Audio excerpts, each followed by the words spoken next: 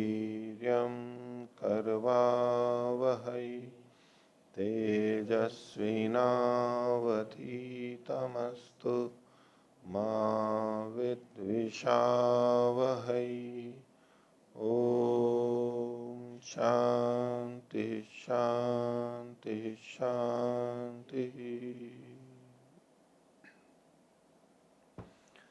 मीमांसा दर्शन की 39वीं कक्षा, मीमांसा दर्शन के प्रथम अध्याय के द्वितीय पाद का 13वां सूत्र आज प्रारंभ होगा।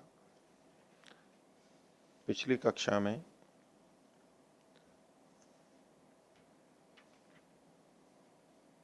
कोई प्रश्न हो तो पूछ सकते हैं। पूछ। पृष्ठ संख्या 155। पृष्ठ संख्या 155। हाँ। स्तेनम मन अनृतवादिनी वाक, इसके समाधान में जो दिया है, मन और वाणी जो है ये तो जीवात्मा के अंतःकरण और अभौतिक पदार्थ है। इनकी निंदा करके भौतिक पदार्थ जो बाह्य पदार्थ है कैसे हो रही है? तो नहीं निंदा न्याय से इन दोनों की निंदा करते हुए हिरण्य की स्तुति की गई। वास्तव में ये मन और वाणी की निंदा नहीं करना चाह रहे हैं, लेकिन इस प्रसंग में सोम का रस निकालने के लिए जो जल लिया जाता है वो जल एकदम शुद्ध होना चाहिए। देवता को सोम का रस देना है और उसमें जो जल लिया जाएगा वो भी शुद्धतम होना चाहिए। तो अब इन तीनों वस्तुओं में अगर हम शुद्धता की बात देखें तो हिरण्य वहां पर शुद्ध माना जाएगा। तो उसमें मलिनता नहीं होती है, गर्म करने पे भी शुद्ध ही रहता है, परिवर्तित नहीं होता है वो। लेकिन मन में मलिनता होती है, वाणी भी झूठ बोलती है, वाणी से हम बहुत दोष करते रहते हैं। अपने आप में वो ठीक है, अच्छे हैं, अंतःकरण है, ये सब ठीक है, और बाह्यकरण है, हमारी आत्मा के साधन है सीधे सीधे। ये भौतिक है, वो अभौतिक है, इतना ठीक है। लेकिन फिर भी मलिनता की दृष्टि से, शुद्धता की दृष्टि से देखें तो हिरण्य इसमें शुद्ध कहा जाएगा। वो एक प्रतीकात्मा के हाथ में रखना कि हमें जल शुद्ध लेना है। एक स्तेनम मनः जैसे वाक्य है, तो हमने पीछे देखा था आमनायस्य क्रियार्थत्वाद, तो इस वाक्य का क्रियार्थ कैसे देखेंगे? हाँ, ये है, इनकी निंदा की जा रही है। स्तेनम मन है, मन और वाणी की अनृतवादिनी वाक, और इससे स्तुति की जा रही है हिरण्य की। तो जैसा इन्होंने सिद्धांति ने उत्तर देते हुए किया था, तब शावर भाष्य में जो बात लिखी थी, एक सामान्य रूप से उत्तर दिया था। जितने भी स्तुति वचन है उनकी क्रियार्थता कैसे होगी। तो जिनसे स्तुति की जा रही है तो स्तुति से प्ररोचना हो रही है, रुचि पैदा हो रही है, और रुचि पैदा होने से क्रिया ठीक होगी। रुचि पैदा किस में होगी? क्रिया को करने वाले में। तो ये अर्थवाद वाक्य प्ररोचना करते हुए कर्म को करने वाले का उपकार करते हैं, और कर्म के करने वाले में इस तरह का उपकार करते हैं कि वो उस कर्म में प्रवृत्त होता है, उस कर्म को अच्छी तरह से करता है। तो इस तरह परंपरा से ये कर्म का उपकार करते हैं, इसलिए कर्म से संबद्ध हो गए। तो क्रिया के लिए ही है, ये स्तुति वचन भी क्रिया के लिए ही है। उसमें निंदा वाला भी है तो क्रिया से हटना है, वो भी ले लीजिए, बुरे से बचने की दृष्टि से। लेकिन प्रशंसा वाला है तो क्रिया के लिए ही है वो। ठीक है, सब जगह ये घटा लेंगे, वो सामान्य उत्तर दिया गया था प्रारंभ में, हर जगह घट जाएगा। और किसी को पूछना है?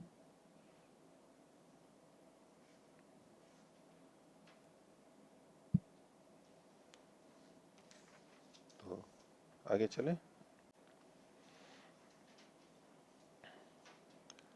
तो पृष्ठ संख्या 157, मीमांसा के प्रथम अध्याय के दूसरे पाद का 13वां सूत्र। यहां भी सिद्धांति उत्तर दे रहा है।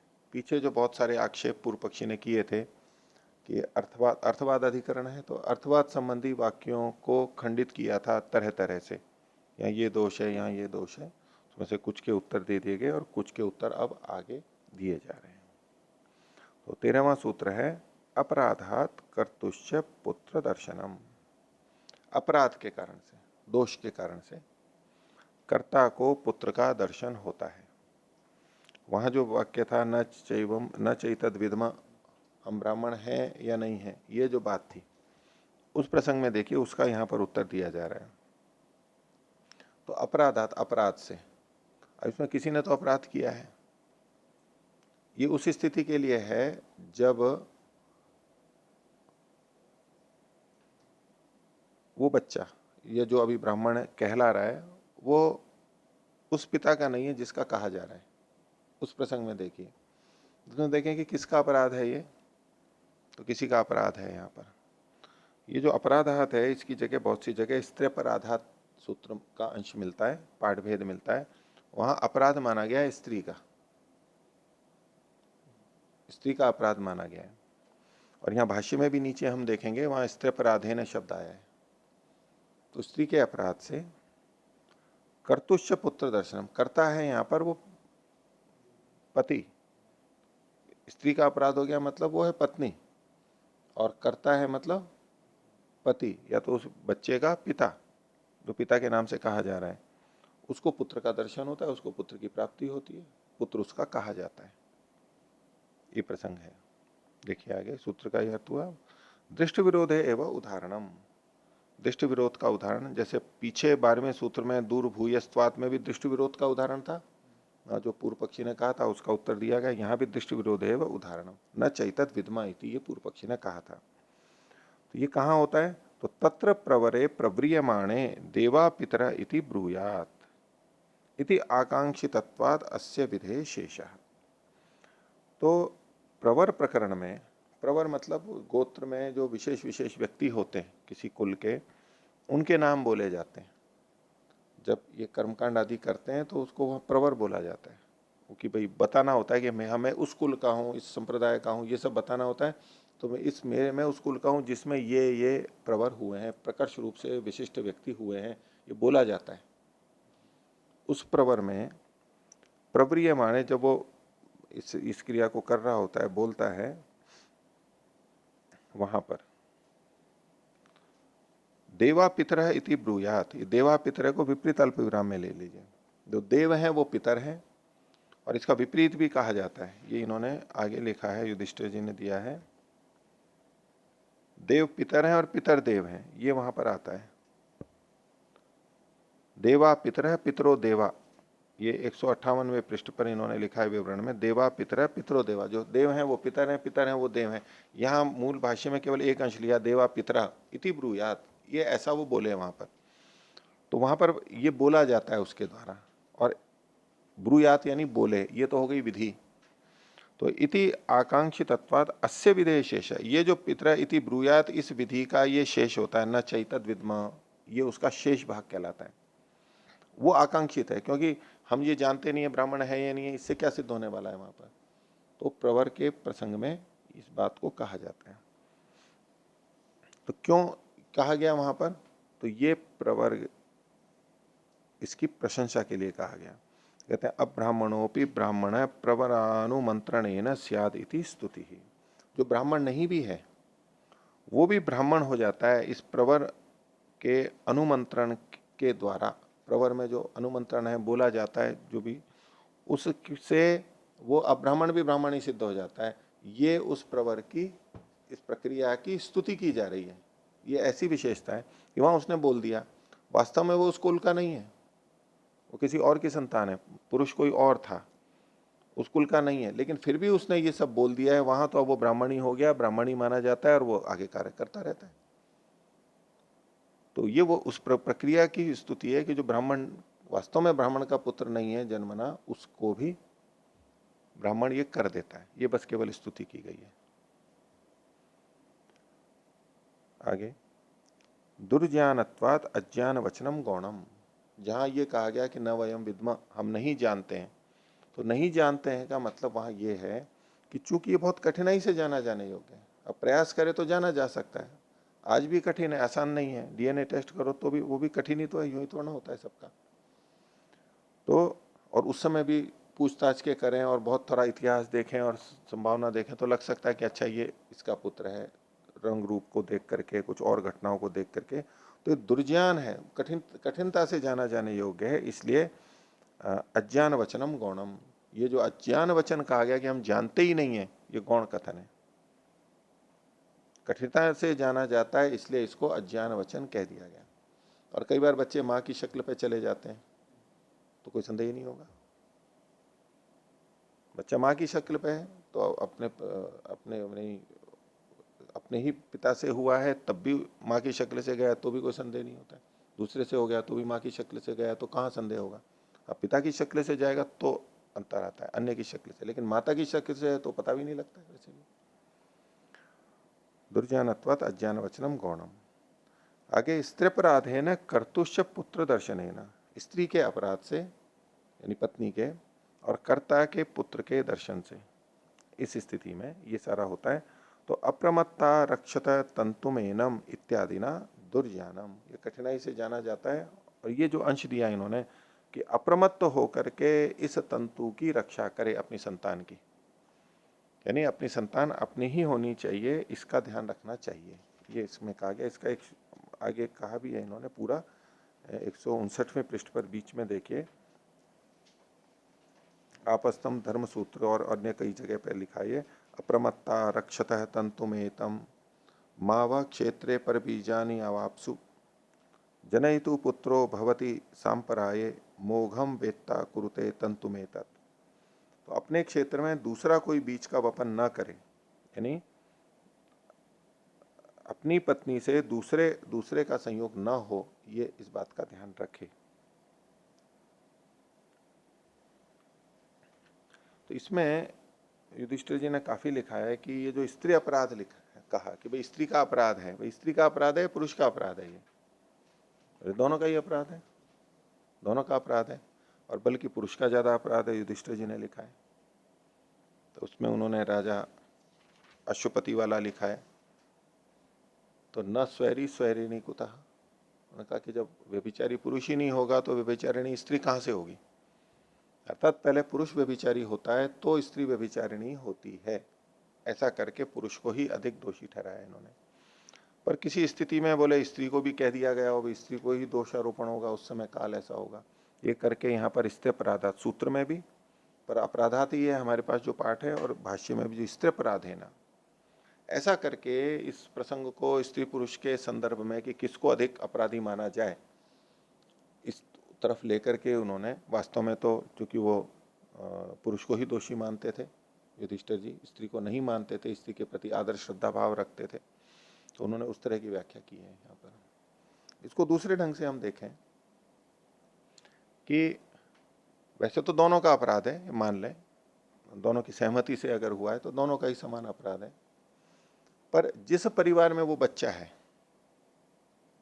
उसकी दृष्टि से देखें तो किसका अपराध है, स्त्री का है पुरुष का? उस कुल की दृष्टि से भाई ये पति पत्नी है, अब उनके पास एक बच्चा है और वो दूसरे का है, तो अब इन पति और पत्नी में से किसका अपराध है, पुरुष का है स्त्री का है? पत्नी का ही तो है ना, पुरुष का तो अपराध नहीं है।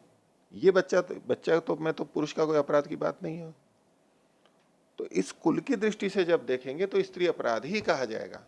इसका ये लेन देन नहीं है कि उस समय स्त्री को अधिक अपराधी माना जाता था कि यह स्त्री ही अपराधी होती है, अपराधी नहीं होती है, पुरुष नहीं होता है। उस काल में ऐसा होगा, इस तरह का तात्पर्य इस समय की सामाजिक स्थिति को निकाला जाना, ये स्त्री को हे समझा जाता था, ऐसा नहीं, मतलब नहीं लेना चाहिए इसका।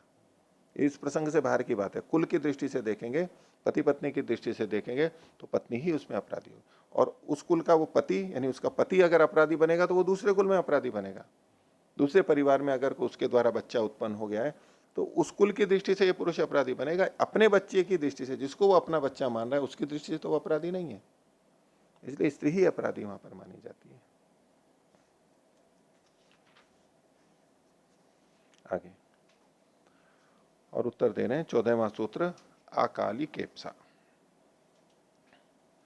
तो अकालिक इप्सा, इप्सा मतलब तो इच्छा होती है, और अकालिक का मतलब होता है तात्कालिक इच्छा, उसी समय, वर्तमान काल में, समान काल में। अकाल जो शब्द है या अकाल है, दोनों तरह से मिलता है इसका। तो जैसे अकालिक स्तनयित्नुः, तत्काल उसी में होने वाली बिजली है, उसकी गड़क है। और अकालिक कर्म, ऐसा कर्म जो अकालिक है, तत्काल फल देने वाला है, यानी कर्म किया और उसके साथ में फल आया। जैसे कि पीछे आया था यत्काल मर्दनम तत्काल सुखम,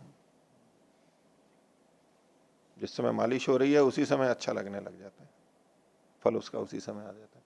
तो जिसका फल उसी समय आ जाता है वो अकालिक कहलाता है।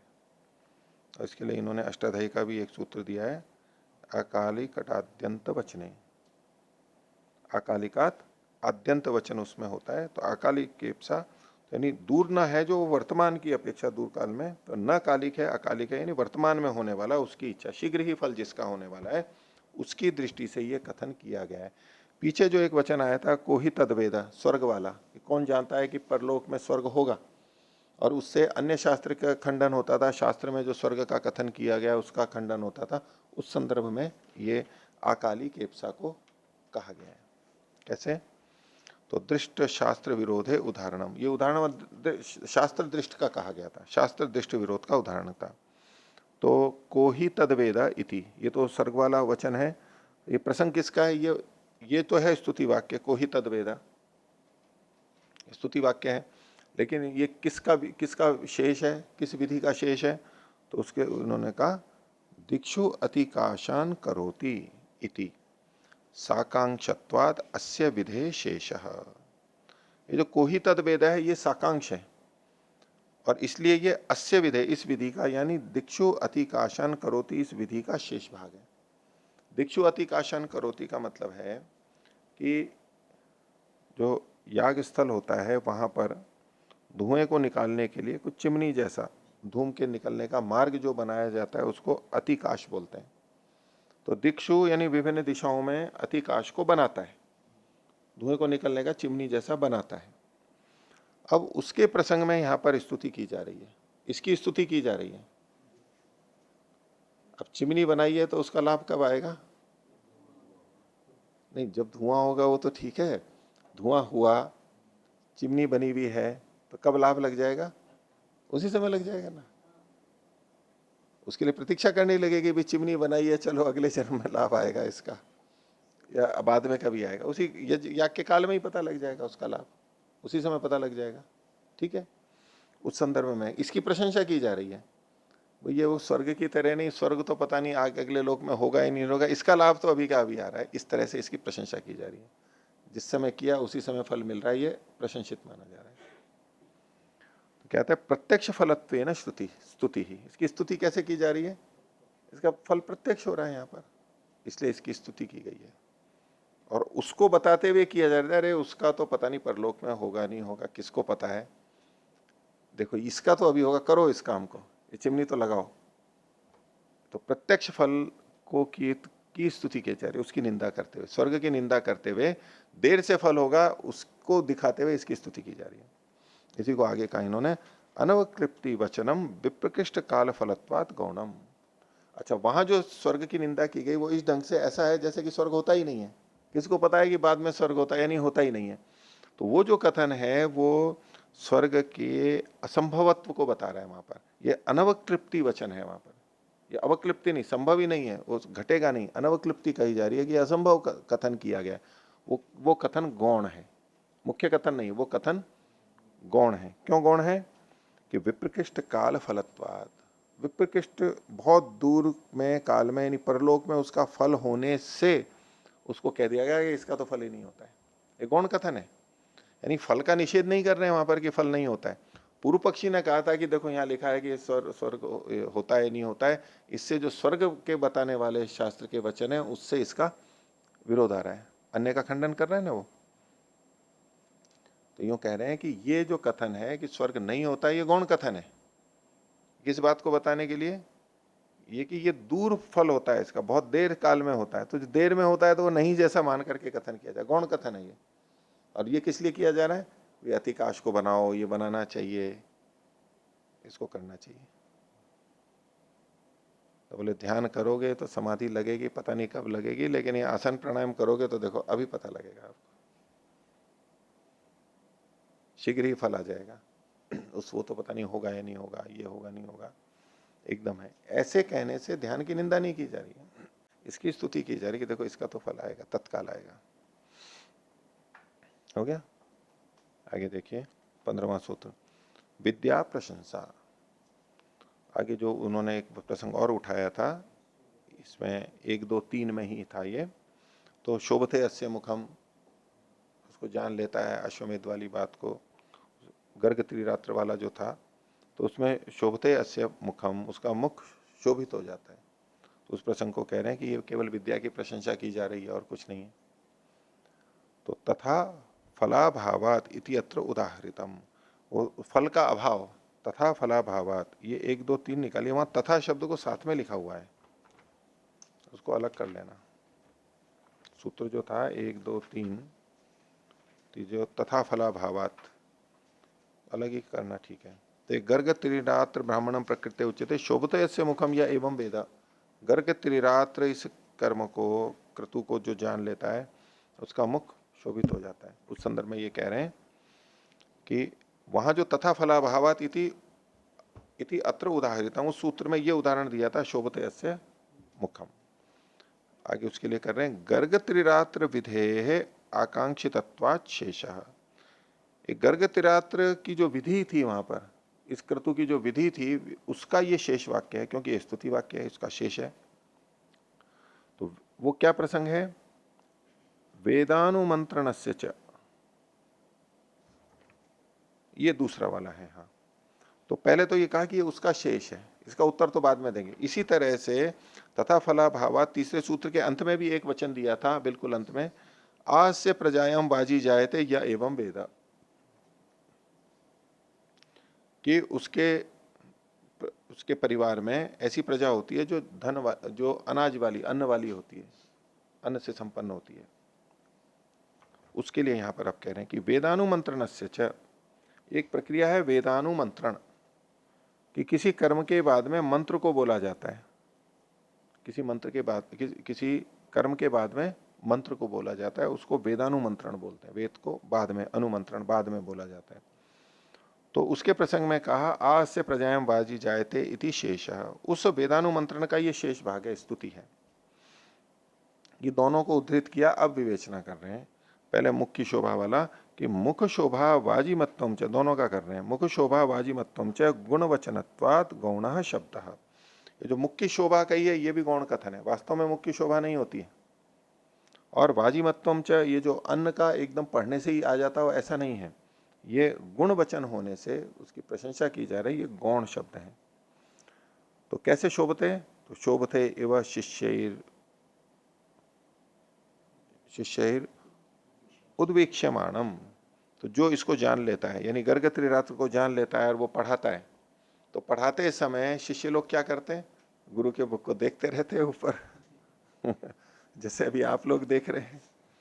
तो शिष्य ही उद्वीक्ष्यमाणम, शिष्य उसको देखते हैं, एकटक देखते रहते हैं, ऊपर उठा करके देखते हैं ना, तो ऊपर उठा के देखते हैं, तो जैसे शोभते ही हुआ, जैसे कि उसका पढ़ाने वाले का मुख सुशोभित हो रहा है, बस इसी रूप में कहते हैं शोभते एवं शिष्य उद्वीक्ष्यमाणम।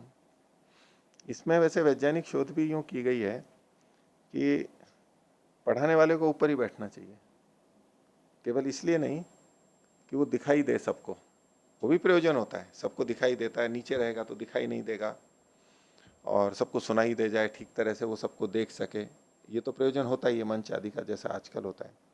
लेकिन इसमें यह अध्ययन किया गया कि जब यूं करके सुनते हैं ना, तो अधिक ग्रहण होता है। आजकल कई ऐसे सभा स्थल होते हैं ना, जहाँ नीचे होता है, कक्षाएं भी नीचे होती हैं कई विद्यालयों में, नीचे वो पढ़ाता है और कक्षाएं यूं यूं यूं ऊपर जाती हैं, थिएटर रूम जैसा नहीं, लेकिन कक्षाएं लगती हैं, ऐसी हैं। जामनगर में भी आयुर्वेद कॉलेज में, हाँ ट्रिपल आईटी में भी ऐसा था, वहां थोड़ा सा यूं था, ऐसा सब जगह नहीं होता है, ऐसे था। तो ऐसे में क्या होता है, अध्यापक नीचे होता है और विद्यार्थी यूं देख रहे होते हैं, नीचे देख रहे होते हैं। तो जो ग्रहणशीलता होती है वो ऐसे रहने पे आती है, ऐसे रहने पे नहीं आती है। ये यूं क्यों किया गया है? जैसे कि थिएटर में होता है, सिनेमा घर में, तो वहां सबसे पीछे वाला जो होता है और ऊपर वाला होता है, उसके ज्यादा पैसे लेते हैं, बालकोनी बोलते हैं, क्या क्या जो जो भी बोलते हैं, वहां अधिक पैसे लेते हैं। उसमें कारण दूसरा है, कि जब हम दूरदर्शन ये चीजें देखते हैं तो देखते समय हमारी आंखें यूं अगर रहेंगी तो थक जाते हैं जल्दी। ऊपर हो ना, और ऊपर सामने वाले जो बैठते हैं सिनेमा घर में नीचे, वो पास में भी बैठते हैं और वो यूं देखते हैं और पूरा भी नहीं देख पाते। और जो पीछे बैठते हैं वो पूरा देख लेते हैं आराम से, उनको यूं यूं नहीं होना पड़ता, सारी चीज इकट्ठी दिखती है, पास वालों को दिखती नहीं, वो कभी इधर देखेंगे कभी यूं देखेंगे, वो परेशान होते हैं और यूं देखना पड़ता है। तो आंखों देखने की दृष्टि से आंख जब थोड़ी बंद होती है ना, यूं हम नीचे देखते हैं तो हम आराम की स्थिति में होते हैं, तनाव नहीं आता है, थकते नहीं है, अच्छा लगता है, उस दृष्टि से ठीक है। इसलिए टेलीविजन वगैरह भी देखते हैं ना, उसके लिए भी कहा यही जाता है कि नीचे रखना चाहिए, ऊपर नहीं रखना चाहिए, थोड़ा नीचे हो और हम थोड़े यूं ऊपर बैठे हो तो ज्यादा अच्छा यूं देख पाते हैं, तनाव कम रहता है। वो उस दृष्टि से तो ठीक है। लेकिन सीखने की दृष्टि से ये कहा जाता है कि यूं जब रहेगा ना तो आंखें भी तो ज्यादा खुली हुई रहती है, जब यूं रहते हैं तो फिर नींद आती है, यूं थोड़ा करो तो वो तो भिजती भिजती जाती है फिर आलस से आएगा। और यूं करते हैं ऊपर तो आंख स्वभाव से आप देखो कि अधिक खुली हुई मिलेगी। और जिस समय हम अधिक उत्सुक होते हैं तो देखो हमारी आंखें खुलती हैं, ज्यादा ज्यादा होते हैं ना, उत्सुकता से देखते हैं तो आंखों से ही पता लग जाता है कि व्यक्ति बहुत उत्सुकता से गौर से देख रहा है। और किसी को गौर से देखो तो हरियाणा में बोलते हैं दीदे फाड़ फाड़ के देख रहा है, आंख फाड़ फाड़ के देख दीदे आंखों को बोलते हैं ना, आंख फाड़ फाड़ के देखता है बोलते हैं ना, ये ऐसे क्या आंख फाड़ फाड़ के देख रहा है, तो आंख फाड़ के कभी फैल जाती हैं आंखें, अंदर की पुतली भी फैलती है जब हमारी उत्सुकता होती है। तो अंदर के भाव से भी आंख पे प्रभाव आता है, और अगर हमने ऐसी स्थिति बना ली कि आंख फैली हुई है तो उससे मन पे प्रभाव पड़ता है। जैसे कि मन का प्रभाव श्वास पे पड़ता है, मन की स्थिति से श्वास धीरे होता है या तेज होता है, और जब हम श्वास को धीरा या तेज कर देते हैं, धीमा कर देते हैं, लयबद्ध करते हैं, तो मन भी शांत हो जाता है। एक दूसरे से जुड़ी हुई बात है, मन से शरीर प्रभावित होता है और शरीर से फिर मन भी प्रभावित होता है। अंदर हमारे भाव हो किसी से को किसी के प्रति नमन का, तो हमारा हाथ जुड़ जाता है, हम झुक जाते हैं थोड़े, अंदर भाव है ये अपने आप आ जाता है, जिस भी तरह जो अभिवादन करता है वो हो जाता है। लेकिन अंदर भाव नहीं है तो बोले हाथ जोड़ो, बच्चों को हाथ जुड़वा देते हैं पहले तब हाथ जोड़ने से, झुकने से उनके मन पे भी प्रभाव आ जाता है उसी तरह का। इसका ये मतलब नहीं है कि आ ही जाएगा, लेकिन प्रभाव पड़ता है उसका, आता है। जब किसी ने अंदर ही ठान रखी है, गुस्से में है, क्रोध में है, तो वो तो कहाँ से आएगा। लेकिन फिर भी सामान्य व्यक्ति में जैसे ही वो यूं होता है उसमें प्रभाव आ जाता है, तो मन पे, शरीर की क्रियाओं का प्रभाव मन पे भी पड़ता है। तो ये ऊपर रहने की स्थिति में, तो देखो इन्होंने क्या लिखा, शोभते इव शिष्यैर उद्वीक्ष्यमाणम। उद्वीक्ष्यमाण मतलब वीक्षमाण तो ऊपर करके देख रहे हैं, उद्वीक्ष्यमाण। देखो वो इस साइंस को जानते थे ना, विज्ञान को शब्द से पता लगता है ना कि क्यों इतना सा शब्द है, इसके पीछे का रहस्य। यद्यपि ये विज्ञान का ग्रंथ नहीं है, लेकिन इसमें से निकाल सकते हैं ना कि देखो इस बिंदु को वो जानते थे, यूं ऊपर देख देख करके, यानी आचार्य ऊपर ही बैठता था। तो आचार्य का मुख सुशोभित हो रहा है। दूसरा वाजिमत्वम का कहना है कि कुले संतत अध्ययन श्रवणान मेधावी जायते इति। उस कुल में लगातार, संतत लगातार अध्ययन और श्रवण के कारण से, अध्ययन के श्रवण या अध्ययन और श्रवण के कारण से वो बच्चा मेधावी हो जाता है। और मेधावी हो जाता है तो सब प्रतिग्रहात अन्नम प्राप्नोति, वो दान से अधिक अन्न को ग्रहण कर लेता है, तो वाजिब हो जाता है, वाजिब अन्न वाला हो जाता है। अब ये जो सुनन संतत अध्ययन और श्रवण है, इसको कुछ लोग तो गर्भावस्था से मानते हैं, वो गर्भ से ही सुनता है या बचपन, और नहीं तो दूसरा है कि वो जन्म के बाद में सुनता है, जैसे भी है। लेकिन वो बच्चा वहीं हुआ है और उसी घर में वो पढ़ रहा है, सुन रहा है, सारी बातें ही ऐसी हो रही हैं पठन पाठन की, तो उसका दिमाग तेज हो जाएगा, उसी तरह से समझने लगेगा, और वो उस पात्रता को होगा, बचपन से ही वो योग्य बन जाएगा, कुशल बन जाएगा। तो उस क्षेत्र में होने से उसको दान दक्षिणा अधिक मिलेगी, तो बाजी हो जाएगा। ठीक है, ये विद्या की प्रशंसा की जा रही है, इसलिए वाक्य ठीक है। वो कहते थे कि ये फलाभाव है, बोले फलाभाव नहीं, ये फल है होता है, ये इस तरह से ये प्रशंसा की जा रही है, विद्या की प्रशंसा यहाँ पर की जा रही है। हो गया, आगे देखिए 16वां सूत्र है सर्वत्वम आधिकारिकम। सर्वत्वम आधिकारिकम, ये मीमांसा का बहुत प्रसिद्ध सूत्र है और बहुत अधिक बोला जाने वाला, उपयोग में लिया जाने वाला सूत्र है। और खासतौर से वैदिक धर्म में, आर्य समाज में इससे बहुत से समाधान निकाले जाते हैं। कई जगह पे इसका समाधान लिखता है। युधिष्ठिर जी ने भी नीचे एक उदाहरण दिया है, लेकिन इसका प्रयोग बहुत जगह होता है। आपको प्रवचनों में जो मीमांसा पढ़े हैं या थोड़ा जानते हैं, इसका प्रयोग करते हुए देखे जाएंगे। सर्वत्वम आधिकारिकम, ये जो सर्वत्व है, सर्व का शब्द का जो आया, पीछे जो उन्होंने बात कही थी, पूर्णाहुत्या सर्वान कामान अवाप्नोति, सब कामनाओं को पूर्ण कर लेता है। सबका मतलब क्या? ये जो सर्वत्व है ये आधिकारिक है। जब जो अधिकार होता है उसी के संदर्भ में ग्रहण होगा। बच्चे को कहा कि जाओ सारा घी लेके आ जाओ, और सारा कौन सा? दुनिया भर का सारा। सारे आम ले आओ, बोले जी मेरे को तो बहुत समय लग जाएगा, सारे आम कैसे लाऊंगा? अब क्या हम, लेकिन हम सब समझते हैं कि सारे आम कहाँ से आ रहे हैं, सारा घी कहाँ से आ रहा है? ये हमारी रसोई में जो है, हमारे घर में जो है, वो सारा है। वहां जो प्रसंग है ये आधिकारिक है। ये जो सर्वत्व, सर्व शब्द का प्रयोग है, उस अधिकार क्षेत्र के अंतर्गत है। ठीक है, उस प्रसंग में देखा जाता है।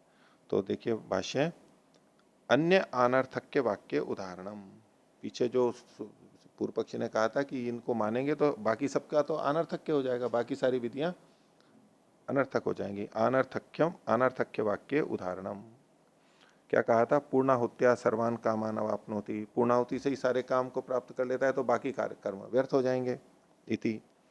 तो कह रहे हैं कि पूर्णाहुतिम जुहोति इति आकांक्षितत्वाद अस्य विधेय शेषः, विधि है पूर्णाहुतिम जुहोति, जुहोति कहा, ये विधि हो गई। लट लकार है या लेट लगाओ जो भी है, लेकिन ये विधि के कथन में आएगा। पूर्णाहुतिम जुहोति विधि हो गई। इस विधि का ये शेष भाग है, पूर्णाहुत्या सर्वान कामान अवाप्नोति, ये आकांक्षित है और आकांक्षा पूर्ति करेगा। ये इससे विधि वाक्य से जुड़ करके इसकी आकांक्षा पूर्ति होगी। एक हो गया। आगे, यह ऊंचा एनम एवं वेद, जो इसको जानता है, ये अश्वमेध वाली बात है। इति तरति मृत्युम, वो मृत्यु को पार कर जाता है, वो ब्रह्म हत्या को पार कर जाता है। ये जो वहां पर बात कही थी, पृष्ठ संख्या 136 पर। यो अश्वमेधेन यजते, ये जो वाक्य था कि तरति मृत्युम तरति ब्रह्म हत्याम यो अश्वमेधेन यजते, यौच एनम एवं वेद, उस संदर्भ को ये कह रहे हैं कि इति तरति मृत्युम इत्यस्य आकांक्षितत्वात् शेषः, तरति मृत्युम इस विधि वाक्य का ये शेष है। यौच एवं एनम एवं वेद, जो ऐसा जानता है, तो इसको शेष मान करके उस क्रिया से जोड़ा गया है। इसमें थोड़ा सा देखना यह है कि तरति मृत्युम, ये जो है ये विधि वाक्य नहीं है सीधे सीधे। युधिष्ठिर जी ने भी नीचे लिखा है कि तरति मृत्युम तरति ब्रह्म हत्याम, ये क्या है? स्तुति की जा रही है, फल कथन कह लो, स्तुति की जा रही है। यो अश्वमेधेन यजते, अश्वमेधेन यजते, ये विधि वाक्य कह सकते हैं कि इसमें यह विधि की जाए। यो अश्वमेधेन यजते, इतने अंश में। और यौच एवं एनम एवं वेद, पर यहां जो इन्होंने कथन कर दिया है तरति मृत्युम इत्यस्य, इसका ये विधि शेष, इस विधि का ये शेष माना जाएगा। ये सामान्य रूप से कथन लेना चाहिए कि तरति मृत्युम, ये यहां से लेकर के जो अश्वमेधेन यजते यहां तक का जो एक वाक्य है, सामान्य रूप से उद्धृत करने के लिए केवल कह दिया गया है। वास्तव में तो ये स्तुति के साथ में विधि जुड़ी हुई है। यहाँ आगे, फल वचनम स्तुति ही, ये जो फल का कथन किया गया है ये उसकी स्तुति है, उस क्रिया की स्तुति की गई है। सर्वकाम फलस्य निमित्ते सर्वकाम अवाप्ति वचनम गौणम, तो यहां जो सर्व काम की जो अवाप्ति का कथन किया गया कि सब कुछ को वो प्राप्त कर लेता है, ये गौण कथन है, मुख्य कथन नहीं है कि सभी, वास्तव में सभी फलों की वो प्राप्ति कर लेता है, सभी लोगों को जीत लेता है, ये जो कोई अर्थ समझेगा ये ठीक नहीं है। ये गौण कथन है। गौण कैसे है कि सर्व काम फलस्य निमित्ते, यानी सर्व काम फलस्य कर्मस्य निमित्ते, जो सब कामनाओं के, सब कामनाएं का फल देने वाला जो कर्म है उस निमित्त के होने पर सर्व काम की अवाप्ति का वचन ये गौण वचन है। और ये क्यों है? गौण कैसे है? मतलब सब में तो घट नहीं रहा है, तो कुछ में घट रहा है, तो उसके लिए कहा असर्वेशु सर्ववचनम अधिकृतापेक्षम, जो असर्व हैं, सारे नहीं है, उनमें भी सर्व शब्द का कथन है। असर्व में सर्व शब्द का कथन करना यह अधिकृत की अपेक्षा से है। उस समय क्या अधिकृत है उसके आधार पर ही यह कथन किया जाएगा। अब इसको समझने के लिए, यानी एक यहां तो एक सिद्धांत दिया इन्होंने, तो कर्म कांड में घटाया, लेकिन इसको व्यवहारिक रूप से युधिष्ठिर जी ने 2 जगह घटा करके बताया, और भी जगह घट सकता है ये। एक मंत्र आता है ऋग्वेद का, इहैव स्तम मा वियोष्टम विश्वमायुर्व्यश्नुतम। इहैव स्तम, यहीं पर ही रहो। कहां पर रहो? गृहस्थ में। गृहस्थी लोग इस मंत्र को बहुत बोलते हैं। जिनको वानप्रस्थ और संन्यास में नहीं जाना होता है वो इसको बहुत बोलते हैं, प्रस्तुत करते हैं। ये देखो वेद मंत्र का प्रमाण है क्या कि इहैव स्तम, तुम दोनों यहीं पर ही रहो। माँ वियोष्टम, अलग अलग मत हो। अब सन्यास में तो अलग अलग होना ही है, वानप्रस्थ में तो फिर भी चलो हो सकते हैं साथ में, भाई अलग अलग मत हो। कब तक? विश्वमायुर व्यश्नुतम, पूरी आयु को, विश्व मतलब तो सर्व हो गया, पूरी आयु को भोगते हुए पूरी आयु को गृहस्थ में पूरा करो, यानी पूरे समय में गृहस्थी रहो। तो बहुत लोग बोलते भी हैं वास्तव में। तो इसका उत्तर युधिष्ठिर जी ने ये इसके आधार पर दिया, सर्वत्वम आधिकारिकम। यहाँ जो कहा कि विश्वम आयु, यहाँ विश्व का मतलब सर्व, यहाँ कौन सी विश्व, कौन सी आयु? गृहस्थ की जितनी आयु है उतने के लिए है कि भाई गृहस्थ की पूरी आयु को भोगा, बीच में मत भाग जाना इधर उधर। हालांकि अपवाद वहां भी है, जब वैराग्य हो जाए तभी चला जाए। यद हरेव विरजेत तद हरेव प्रव्रजेत, गृहात्वा वनात्वा ब्रह्मचर्यात्वा, कहीं से भी जा सकता है। नियम तो ये है, उसके लिए फिर रुकने की बात नहीं है, कोई नियम बाधित नहीं होता है। और अगर कोई जाता भी है तो उससे कोई वचन नहीं टूटता है। नहीं तो ये बातें आ जाती है ना कि भाई क्यों छोड़ के चले गए। ये एक ऐसी चीज है, अगर वो दूसरी जगह जाता है, गृहस्थ में ही रहता है और सुख भोग करता है संसार का, वैसे ही काम धंधा करता है, तब तो गलत है वो। लेकिन अगर वो घर छोड़ के वैराग्य के लिए जाता है, जैसे कि बहुत सारे महापुरुष छोड़ के चले गए, छोटे बच्चों को, पत्नी को छोड़ के चले जाते हैं बीच में, उसको दोषप्रद नहीं माना जाता है। वो वास्तव में वैराग्य हुआ है और वो जाता है, वो दोषप्रद नहीं है, वो उसको तो छोड़ दीजिए। लेकिन जो एक सामान्य है, जो कि गृहस्थ में, गृहस्थ के बाद में वानप्रस्थ संन्यास में जाना है, उसके लिए पूरे समय गृहस्थ में वो रहे। अभी वो वैराग्य नहीं हुआ है, संन्यास वाला वैराग्य नहीं हुआ है, लेकिन गृहस्थ की आयु पूरी हो गई, अब वानप्रस्थ में वो जाएगा, अब वहां वैराग्य का अभ्यास करेगा। और तो ये विश्व आयु का मतलब यहाँ पर जो अधिकृत आयु है उसी का ग्रहण किया जाता है। इसी तरह से इन्होंने देखो एक और दिया मुक्ति के काल वाला, कि जो उपनिषदों में आता है, न च पुनरावर्तते न च पुनरावर्तते, से लौट करके नहीं आता है, लौट करके नहीं आता है, तो उसका अर्थ ले लेते हैं कभी भी लौट करके नहीं आता है, मुक्ति बस नित्य हो गई है, कभी लौट के ही नहीं आता है, जाता तो है लेकिन लौट करके नहीं आता है, ये अर्थ वहां पर लगाया जाता है। तो इसका इन्होंने उत्तर दिया कि जो मुक्ति का काल है उसके बीच में लौट करके नहीं आता है, कभी भी लौट के नहीं आता है। सर्व शब्द या पूरा विश्व शब्द लें, कभी भी सदा के लिए, तो सदा का मतलब सर्वोत्तम आधिकारिकम, वहां जितना अधिकार है उतना ही लिया जाएगा, उतना ही लिया जाएगा। और नौकरी लग जाती है तो स्थायी नौकरी लगती है ना, परमानेंट, एक अस्थाई होती है टेम्परेरी बोलते हैं, ऐसे ही। तो जो स्थिर स्थायी नौकरी लग जाती है हमेशा के लिए, क्या मतलब होता है हमेशा के लिए? अब लोक का उदाहरण हम दे देते हैं। अब ये लोक के उदाहरण से शास्त्र को सिद्ध करते हैं ना हम, इसमें लोक को प्रमाण नहीं मान रहे हैं, लेकिन उसको समझाने के लिए व्यक्ति को लोक का उदाहरण दे देते हैं, क्योंकि उसको पता है वहां पर, उस किसी से भी पूछो भाई पक्की नौकरी लग गई तो, हमेशा के लिए नौकरी लग गई तो भाई वो जो 60 65 या जिसकी 58, जहां जो भी है 55, बस वहां तक ही नियम लागू होगा, उसके आगे नहीं जाएगा। शब्द भले ही वही है, ये कैसे? सर्वोत्तम आधिकारिक, वहां अधिकारी ही उतना है, उसी को पूर्ण शब्द से कहा जाता है। तो बोले ऐसे मुक्ति आदि में भी है कि भाई हमेशा के लिए मुक्ति हो गई, मतलब हमेशा के लिए जितना काल है वहीं तक, उसके आगे नहीं। उसको फिर इन्होंने यहाँ पर कहा, और इसकी पुष्टि के लिए ते ब्रह्म लोके है परांत काले परामृतात् परिमुच्यन्ति सर्वे, इसको भी उद्धृत किया है। और परामृतात् किया है, आज के उसको पाठ भेद करके परामृता किया, क्योंकि परामृतात् मतलब तो वहां से लौटने वाला अर्थ आने लगता है, लेकिन कहीं कहीं परामृतात् भी पाठ मिलता है, वो परामृता आजकल पढ़ा जाता है। तो इससे पुष्ट होता है मुक्ति से पुनरावृत्ति होती है। ये सर्वोत्तम आधिकारिकम, इसका बहुत अच्छा, बहुत जगह प्रयोग होगा। वो कहते हैं कि यहाँ तो हमेशा लिखा है, आ ही नहीं सकता। भाई सर्वत्वम आधिकारिकम, ये सर्वत्व शब्द का प्रयोग आधिकारिक है, जितना काल इसके लिए निर्धारित है उतने के लिए ही कहा गया है, और कहीं नहीं।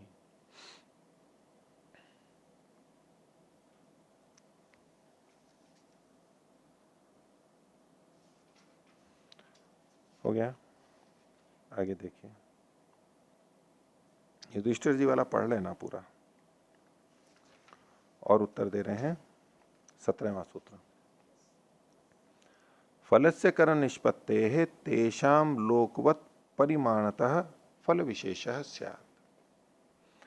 फलस्य कर्म निष्पत्ते, फल के कर्म से उत्पन्न होने के कारण से, यानी कर्मानुसार फल होता है, जैसा जितना कम या अधिक कर्म होता है उसके अनुसार फल होता है, लोक में भी और कर्माशय की परमात्मा की दृष्टि से भी। तो फलस्य कर्म निष्पत्ते है तेषाम लोकवत परिमाणतः फल विशेष स्यात्। उनका, तो पूर्व पक्षी ने कुछ आक्षेप किए तो भाष्य में बताएंगे, उसका वो कहते हैं कि लोक के समान परिमाण वाला फल विशेष वहां समझना चाहिए। सबको एक जैसा फल नहीं होता है, कर्म जैसा जिस परिमाण वाला होगा, यानी अधिक होगा तो अधिक और कम होगा तो कम, ये होगा ये लोक के समान। लोक में भी ऐसा ही देखा जाता है और यहां भी ऐसा ही समझना चाहिए। ये जो पीछे कहा था ना, पूर्णाहुत्या सर्वान कामान अवाप्नोति, उसी के संदर्भ में है। वो एक जो पूर्णाहुति से ही सारे फलों को प्राप्त हो गया, दूसरी जगह भी कहा कि सब लोगों को या सबको। तो ये जो सब कहा जा रहा है, इसका मतलब ये नहीं कि इससे भी सब यानी पूरा 100%, उससे भी सब यानी उससे भी पूरा 100%, ऐसा मतलब नहीं है। क्योंकि वो कर्म अलग अलग होते हैं, न्यूनाधिक होते हैं, उनका जो परिमाण होता है वो अलग अलग होता है। इसलिए जहां भले ही सर्व शब्द भी कहा गया है, लेकिन उस कर्म का जितना परिमाण है उसके अनुसार ही मिलेगा उसको। उसमें न्यूनाधिकता हो सकती है कि सब में सर्व सर्व लिखा है तो सबको बराबर ही मिलेगा सब कर्मों में, ऐसा नहीं। कर्म के परिमाण के अनुसार वहां न्यूनाधिकता होगी, जैसे लोक में देखी जाती है, फल की विशेषता होगी। तो भाष्य देखिए 164 पृष्ठ पर, अनवारूह्य वचनम इदम। ये वचन क्या है? अनवारूह्य है। अनवारूह्य का मतलब है अभ्युपगम्य, अभ्युपगम से ये वचन कहा गया है। ये जो सूत्र है ये अभ्युपगम को मान करके कहा गया है। ये किस लिए कहा गया है? वहां उसने, पूर्व पक्षी ने कहा था इसको फल विधि मान लेंगे हम। फल विधि माने, इसको प्रश्न माने, फल विधि माने, फल विधि को लेकर के किया। अब सिद्धांत इसको फल विधि मानता नहीं है, लेकिन फिर भी फल विधि मान करके उसका खंडन कर रहा है। यह है अभ्युपगम से, इसको कहते हैं अनवारूह्य वचनम इदम, अभ्युपगम से। इसके लिए स्पष्टीकरण कर रहे हैं, सूत्र के लिए कहा यह इदम अनवारूह्य वचनम इदम। इदम वचनम मतलब ये जो सूत्र है बना है ये। यद्यपि विधि, यद्यपि ये विधि है, तथापि अर्थवत्ता परिमाणतः सारतो व फल विशेषात। लेकिन फिर भी इसको फल विधि मान करके, और यहां पर अर्थवत्ता जो है इसकी अन्य अन्य क्रतुओं की भी अर्थवत्ता है। वहां उन्होंने कहा था कि फिर अन्य क्रतु की अर्थवत्ता नहीं रहेगी, बोले नहीं, अन्य क्रतुओं की भी अर्थवत्ता है। तो विधि तथापि अर्थवत्ता है, अन्य क्रतुओं की भी अर्थवत्ता है, सार्थकता है। कैसे? परिमाणतः सारतो व, उनके परिमाण के भिन्न भिन्न होने से, और सारतः यानी उनके स्तर के भेद होने से भी। किसमें कितना सार है, अलग अलग स्तर है। जैसे कि दूध के अंदर अलग अलग स्तर का चिकनाई होती है, क्रीम होती है मात्रा की, उसके आधार पर अलग अलग मूल्य बन जाता है। तो ऐसे परिमाण कितना है और उसमें सार कितना है, उसके आधार पर फल की विशेषता होगी। जहां सर्व शब्द भी प्रयोग किया गया है वहां भी ये भिन्नता होगी, एक जैसे नहीं होंगे। आगे 18वां सूत्र, अंत्योर यथोक्तम। और अंत के जो दोष हैं, अंत्यो मतलब अंत्य मतलब जो अंत में होने वाला है, अंत्यो मतलब द्विवचन कह दिया। तो अंत के जो दो दोष हैं, यानी 5वां और 6ठा सूत्र, पीछे जो पूर्व पक्षी ने आक्षेप किए थे, 5वां और जो 6ठा सूत्र है उसके संदर्भ में ये कह रहे हैं, अंत्योर यथोक्तम। इनके बारे में जैसे हमने पहले उत्तर दिया था वैसा ही समझना चाहिए। इसके विषय में हम पहले उत्तर दे चुके हैं, उसको केवल उल्लिखित कर रहे हैं, नया नहीं दे रहे। तो 5 और 6 सूत्र कौन, 5वां सूत्र कौन सा था? ये अभागी प्रतिषेधाद। ये भाष्य में खोलने का इत्यादो उदाहृतम, इत्यादि जो वो सूत्र हैं उसमें आपने ये उदाहरण दिया था, न पृथिव्याम अग्निश्चेतव्यो न अंतरिक्षे न दिवी इति। और वहां पर हिरण्यम निधाय चेतव्यम इति आकांक्षितत्वाद अस्य विधेय शेषः, विधेय में एक ही मात्रा लगा लीजिए, अस्य विधेय शेषः। तो ये जो न पृथिव्याम, ये जो है ये स्तुति वाक्य है, या जो वचन किया गया, ये हिरण्यम निधाय चेतव्यम इसकी का विधि शेष है ये। और वो न पृथिव्याम अग्निश्चेत हो, ये साकांक्ष वाक्य है, और इसकी आकांक्षा पूर्ति होगी हिरण्यम निधाय चेतव्यम इस विधि के साथ जुड़ करके। तो पहले तो ये कहा कि इससे संबद्ध बात है। अब समाधान कर रहे हैं कि पृथिव्यादि नाम निंदा हिरण्य स्तुत्यर्था। वहां जो ये कहा गया वहां वो निषेध वचन नहीं है कि पृथ्वी पे चयन ही नहीं करना चाहिए, अंतरिक्ष में और द्युलोक में चयन नहीं करना चाहिए, वो निषेध कथन नहीं है। हम कहते हैं कि नहीं यहां मत बैठो, यहां बैठो, तो एक तरह से तो वो निषेध कथन है, लेकिन दूसरी तरफ से कि गंदी जगह है यहां मत बैठो, यहां बैठो, ये साफ है, ये अच्छी है, इसमें निंदा और स्तुति हो गई ना। जहां से बैठने से हम मना कर रहे हैं किसी को, उसकी निंदा हो गई, और जहां बैठा रहे हैं उसकी स्तुति हो गई।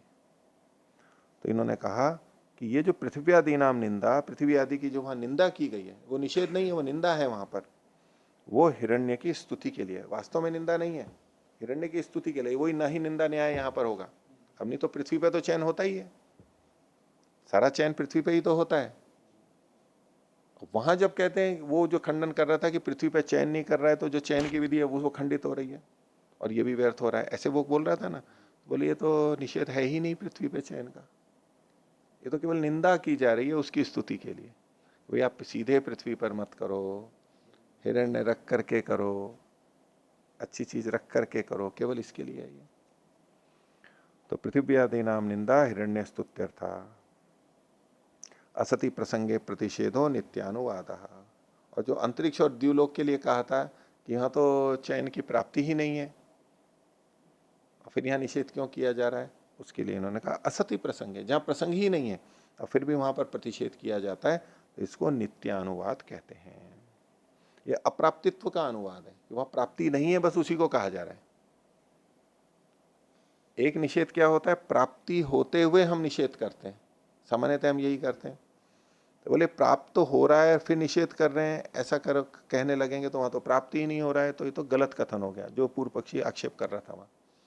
तो बोले जो ये अप्राप्ति थी, अंतरिक्ष और द्युलोक में प्राप्ति नहीं थी, बस उस नहीं प्राप्ति का ही यहां पर कथन किया जा रहा है, वहां प्राप्त नहीं है। उसके लिए क्या कहा इन्होंने, ये नित्यानुवाद है। हिंदी में इन्होंने क्या लिखा, अप्राप्तित्व का अनुवाद है। जो प्राप्त नहीं था बस उसी का पुनर्वचन कथन किया गया, भाई वहां तो प्राप्ति ही नहीं है,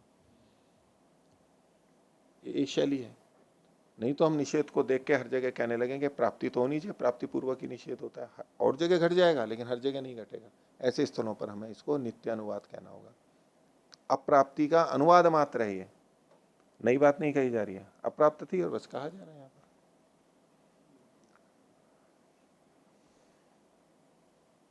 आगे यच्च अनित्य दर्शनम, वहां जो अनित्यता की बात कही थी उसने छठे सूत्र में, बबरह प्रावाहणी अकामयता इति तत्परिहृतम, उसका तो हम परिहार पहले कर ही चुके हैं शुरू में। और अर्थवाद आक्षेपेण पुनः उत्थितम इदानीम अर्थवाद प्रामाण्य तेनैव परिहारेण परिहरिष्यते इति। अब यहाँ पर अर्थवाद के आक्षेप से ये जो इस प्रसंग में किया जा रहा है, पुनः उत्थितम इदानीम, ये फिर से जो उठा लिया गया विषय, इसको इस समय अर्थवाद के प्रामाण्य, अर्थवाद के प्रमाणित सिद्ध हो जाने पर सती सप्तमी लेंगे, क्योंकि अर्थवाद को प्रमाणित किया इन्होंने अब तक कि वो आवश्यक है, होना चाहिए, अनर्थक नहीं है। तो जब अर्थवाद का प्रामाण्य हो गया, तो अब इस स्थिति में तेनैव परिहारेण, जो पहले परिहार किया गया था कि यहाँ पर यौगिक अर्थ लेकर के संगति लेंगे, उसी परिहार से इसका परिहार समझ लेना चाहिए, अलग से कुछ और कहने की आवश्यकता नहीं है। तो इस प्रकार इति अर्थवादाधिकरणम, ये अर्थवाद अधिकरण समाप्त होता है। अब इसमें थोड़ा इन्होंने और विवेचना की है युधिष्ठिर जी ने, ये भी आप देख लेना कि जो विभिन्न शाखाएं हैं, तो इनके अंदर पौरुषेय अपौरुषेय का है, क्या कहें, तो जो मूल वेद हैं चार वो तो अपौरुषेय हैं, और उसमें वर्णानुपूर्वी और अर्थ वो दोनों ही नित्य माने जाते हैं, अपौरुषेय हैं, वर्णानुपूर्वी और अर्थ दोनों।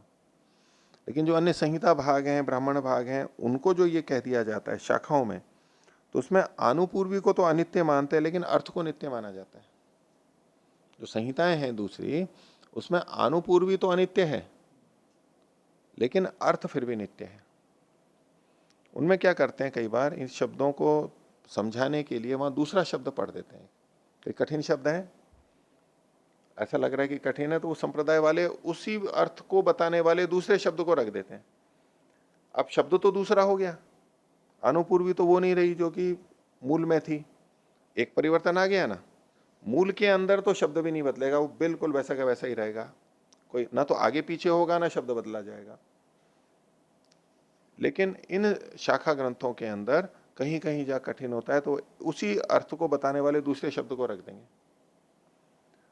इसलिए भी रखते हैं कि जो शब्द पहले पढ़ा हुआ था वो अनेक अर्थ वाला है, और उसके पढ़ने से किसी को दूसरा अर्थ जा रहा है, तो वो ऐसा शब्द उठा के रख देते हैं कि उसका वही जो वास्तविक अर्थ है वही आना चाहिए। वेदपाल जी सुनीत का ही उदाहरण दिया करते थे कि देखो यहां इस मंत्र का अर्थ हम ये करते थे और दूसरे दूसरा करते थे, देखो उस शाखा में देखा तो वहां इसकी जगह ये शब्द पढ़ा हुआ था, इससे पुष्ट हो गया इसका यही अर्थ ठीक है। अब के अनेक अर्थ आ रहे थे उसके, दूसरी शाखा ग्रंथ में जो शब्द पढ़ा गया उसका तो निश्चित ही अर्थ आ रहा था। तो स्पष्टता के लिए, निश्चय के लिए शब्द बदल देते हैं कई बार। तो शब्द तो बदल दिया लेकिन अर्थ नहीं बदला है। तो इस दृष्टि से इन्होंने महाभाष्य वाली बात को भी लिखा है तेन प्रोक्तम में। तो महाभाष्य में शाखाओं की अनुपूर्वी को तो अनित्य मानते हुए भी इसके अर्थ को नित्य कहा गया है। अनुपूर्वी अनित्य होते हुए भी अर्थ है, नहीं वो अर्थ को नहीं बदलते, तात्पर्य नहीं बदलते हैं, ये विशेषता रखते हैं, इसलिए उसको भी बहुत माना जाता है, वेद के समान माना जाता है। लेकिन फिर भी शब्द की का भेद तो वहां पर रहता ही है शाखा ग्रंथों में, ये भी इससे पुष्ट हो जाता है। यानी मूल जो ग्रंथ है वो तो शब्द की अनुपूर्वी भी नित्य ही मानी जाएगी, वहां तो वैसा का वैसा ही है। ये अंतर तो शाखाओं में और उसमें मानना ही पड़ता है। हालांकि इन चार को भी शाखाओं के अंतर्गत ले लेते हैं। वो गौण कथन है कि जो मूल है वो भी तो एक शाखा रहेगी ना, मूल जो है वो भी तो एक शाखा रहेगी, वो भी तो चार शाखा रहेंगी। मूल को हटा करके शाखा है वो भी एक तरीका है, लेकिन बाकी को करके मूल को भी चार गिना करके, तो दोनों तरह की संख्याएं हमारे को मिलती हैं। तो ये हमारा अधिकरण समाप्त हो गया। आज वाले पाठ में से किसी को कुछ और पूछना है तो पूछिए। हाँ पूछो। जैसे जी ये अभी हम सूत्र संख्या 18 में देख रहे थे, भाष्य में आया तीसरी पंक्ति में असति प्रसंगे प्रतिषेधो नित्यानुवादः। जब प्रतिषेध का प्रसंग नहीं है तो वहाँ नित्य अनुवाद होता है। तो इसको जैसे वेद के संदर्भ में देखे न तस्य प्रतिमा अस्ति, तो उसकी कोई प्रतिमा नहीं है, तो यानी कि निषेध कर रहे हैं। तो निषेध प्राप्ति पूर्वक है, पहले उसकी प्रतिमा होगी फिर उसका निषेध कर रहे हैं। ऐसा नहीं लेंगे, ये बात को वहां मत लगाओ। परमात्मा की तो प्रतिमा है ही नहीं, लेकिन लोग उसकी प्रतिमा समझ सकते हैं। जैसे अन्य वस्तुओं की प्रतिमा समझ लेते हैं, ऐसे परमात्मा की भी प्रतिमा समझ सकते हैं, ये संभावना है अज्ञानता में, इसलिए उसको स्पष्टीकरण के लिए कहा जा रहा है न तस्य प्रतिमा अस्ति। इसको ऐसे नहीं कहेंगे कि उसकी प्रतिमा की प्राप्ति ही नहीं थी तो निषेध क्यों है। एक प्राप्ति होती है वास्तव में, एक प्राप्ति होती है ज्ञान या बुद्धि के रूप में। तो ज्ञान बुद्धि के रूप में तो प्राप्ति थी लोगों को, लोग उसकी भी प्रतिमा समझने लगे कि जो जो चीज होती है, कोई नाम लिया जा रहा है तो परमात्मा की भी प्रतिमा होगी। तो बौद्धिक स्तर पे तो प्राप्ति थी और उसका बौद्धिक स्तर पे ही निषेध किया जा रहा है। ये वास्तविक रूप से तो नहीं है, आप खंडन कर रहे हो वास्तविक रूप से नहीं, बौद्धिक रूप से तो विद्यमान है, इसलिए ऐसा खंडन, ऐसा कथन किया जा सकता है। प्राप्ति पूर्वक ही है, बौद्धिक रूप से प्रतिमा की प्राप्ति हो रही थी और उसका निषेध किया गया। हाँ। ठीक। हाँ। और अक्षय महादिव्य में वहां पर है कि वो कई लोग आक्षेप कर देते हैं कि भाई जुआ कहाँ से चला, और मनुष्य को तो पता ही नहीं था, और वेद में ही जुए की बात लिखी थी इसलिए तो बिगड़ गए। वेद मंत्र में होता ही नहीं कि अक्षय महाद्वीप, तो बिगड़ते नहीं। तो पहले तो कह दिया कि भाई ऐसा मत करो, तो पता लग गया कि ऐसा कुछ होता है तो वो तो करेगा। तो परमात्मा ने गलत किया, तो जुआ कहाँ से चला, बोले वेदों से चला। जुए को फैलाया किसने, वेदों ने फैलाया, ऐसा जो आक्षेप करते हैं। वहां भी ये उत्तर बनेगा कि एक सामान्य प्रवृत्ति रहती है कि वो व्यक्ति बिना पुरुषार्थ किए दूसरे से कुछ लेना चाहता है, और उसके लिए तरीके हो सकते हैं पिछली सृष्टियों में, और वो तो सादा प्रवृत्ति है नित्य ही, वो इस तरह की क्रियाएं करेगा, इसलिए उसको पहले से लिख दिया गया कि इनसे मत करो। इसका ये मतलब नहीं कि पहले जुआ खेलता हुआ देखा और फिर वो लिखा गया है, उसके बाद में लिखा गया है, ऐसा भी नहीं। और ना वो जुए को प्रवृत्त करा रहा है, क्योंकि वो तो निषेध कर रहा है वहां पर, प्रवृत्ति थोड़ा ना कहा रहा है उसको, प्रवृत्ति थोड़ा ना कहेंगे कि वेद ने प्रवृत्ति कराई है। तो आज का पाठ इतना ही रखते हैं। प्रणव।